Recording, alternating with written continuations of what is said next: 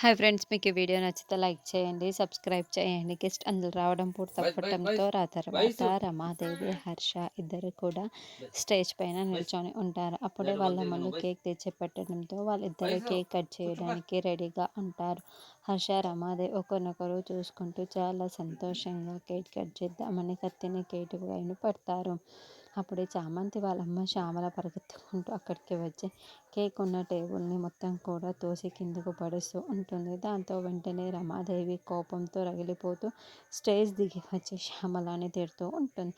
25 సంవత్సరాల పెళ్లి రోజు వార్షికోత్సవాన్ని మేము సంతోషంగా జరుపుకుంటున్నాం. ఇలా కేకుని నేలపాలు చేస్తావా? నీకు ఎంత ధైర్యం ఉంటే ఇలా చేస్తావు? నీకు అసలు బుద్ధుందా? ఇలాంటి పని చేసినందుకు నిన్ను అని వెంటనే ఆవిడ చెంప పగలగొడుతూ ఉంటుంది.